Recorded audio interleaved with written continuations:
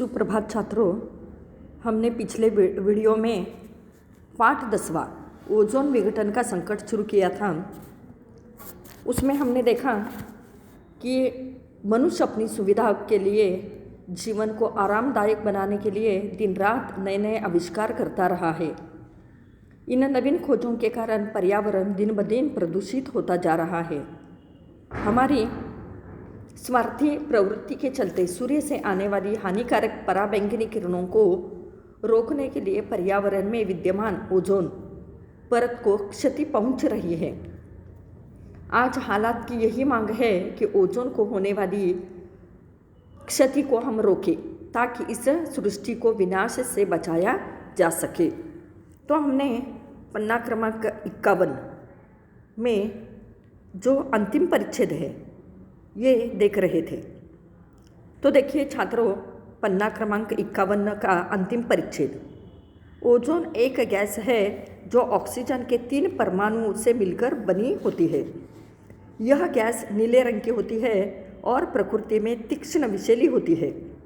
यह मानव स्वास्थ्य के लिए हानिकारक होती है और श्वसन नलिका में जाने पर जलन पैदा करती है। लेकिन वायुमंडल में मौजूद यही गैस हमारी रक्षा भी करती है।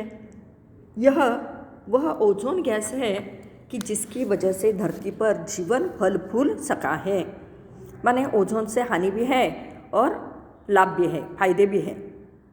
तो धरती पर जीवन के अस्तित्व का श्रेय एक तरह से ओजोन को ही जाता है।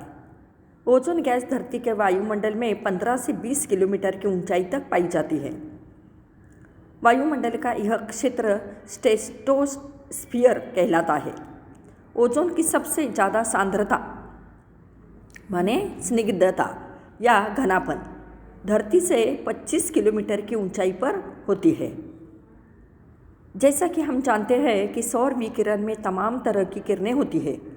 इनमें दृश्य प्रकाश, अवरक्त किरणें और पराबैंगनी किरणें होती है। माने सौर किरणों में कौन कौन से किरणों का समावेश है? तो इसमें है दृश्य प्रकाश, अवरक्त किरणें, पराबैंगनी किरणें होती है। पराबैंगनी किरणें अल्प तरंग दैर्घ्य की किरणें होती है। ये किरणें काफ़ी घातक होती है क्योंकि इनमें ऊर्जा बहुत ज़्यादा होती है। हमारे वायुमंडल में मौजूद ओजोन बाह्य अंतरिक्ष से आने वाली पराबैंगनी किरणों को अवशोषित कर लेती है और उन्हें धरती तक आने नहीं देती। देखिए, उन्हें धरती पर आने से रोक देती है। यदि ये किरणें बेरोक टोक धरती की सतह तक चली आए तो इंसान के साथ ही जीवमंडल के तमाम दूसरे जीव जंतुओं को भारी नुकसान हो सकता है। इन पराबैंगनी किरणों से मनुष्य में त्वचा के कैंसर से लेकर दूसरे अनेक तरह के रोग हो सकते हैं। जिस तरह से रोज़मर्रा के जीवन में हम छतरी का इस्तेमाल करते हैं तो धूप और बरसात से वह हमारा बचाव करती है, उसी तरह वायुमंडल में स्थित ओजोन की परत का अर्थ है लेयर, हमें घातक किरणों से बचाती है। इसलिए प्रायः इसे ओजोन छतरी के नाम से भी पुकारते हैं।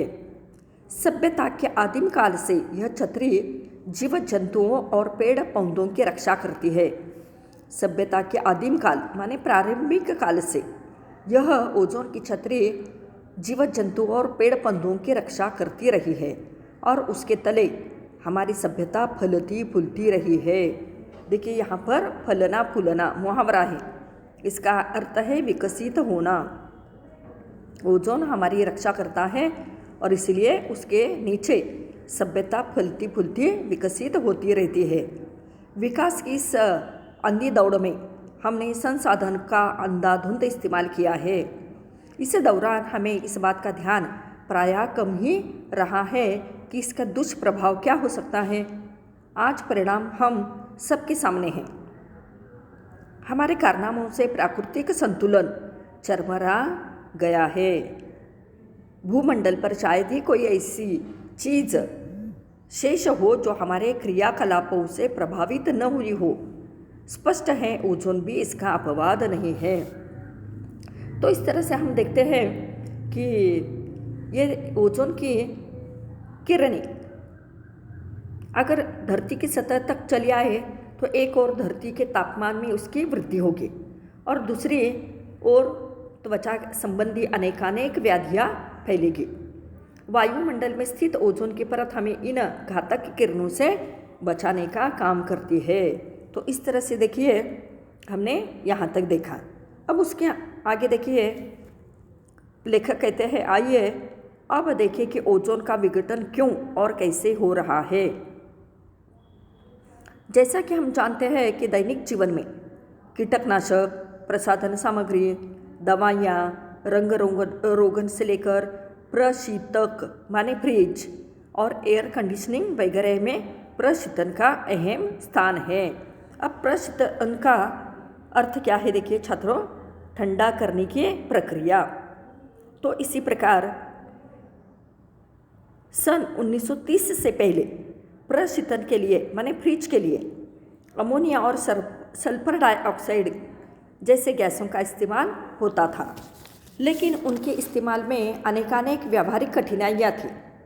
उदाहरण के लिए देखिए, उदाहरणार्थ ये गैस तीक्ष्ण थी और मानव स्वास्थ्य के लिए हानिकारक थी, अतः वैज्ञानिकों को एक अरसे से इनके उचित विकल्प की तलाश थी जो इन कमियों से मुक्त हो।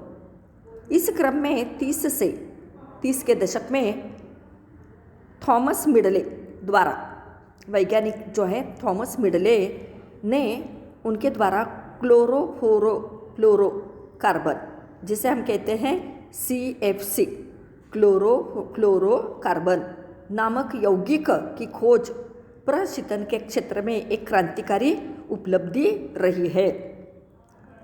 अध्ययन से पाया गया कि यह रसायन सर्वोत्तम प्रशीतक हो सकते हैं क्योंकि ये कैसे हैं, रंगहीन, गंधहीन और अक्रियाशील होने के साथ साथ अज्वलनशील भी थे। इस तरह से ये आदर्श प्रशीतक सिद्ध हुए। इसके बाद तो प्रशीतन में CFC का इस्तेमाल चल निकला। प्रशीतन उद्योग में अमोनिया और सल्फर डाइऑक्साइड की जगह से CFC ने ले ली। इससे प्रशीतन प्रौद्योगिकी में एक क्रांति सी आ गई। तदनंतर माने उसके बाद बड़े पैमाने पर CFC यौगिकों का उत्पादन होने लगा और घरेलू कीटकनाशक, प्रसाधन सामग्री, दवाएं, रंग रोगन से लेकर फ्रिज, एयर कंडीशन में इसका खूब इस्तेमाल होने लगा। माने पहले फ्रिज में अमोनिया और सल्फर डाइऑक्साइड गैस का इस्तेमाल होता था, उसमें कठिनाइयाँ आने के बाद थॉमस मिडले ने क्लोरोफ्लोरोकार्बन CFC का खोज की और तब से लेकर आज तक उसका ही इस्तेमाल आज हम अनेक प्रसाधन में, कीटकनाशक में, दवाइयों में, रंग रोगन से लेकर फ्रिज, एयर कंडीशन में करते हैं। तो इसके आगे हम अगले वीडियो में देखेंगे। तब तक के लिए धन्यवाद।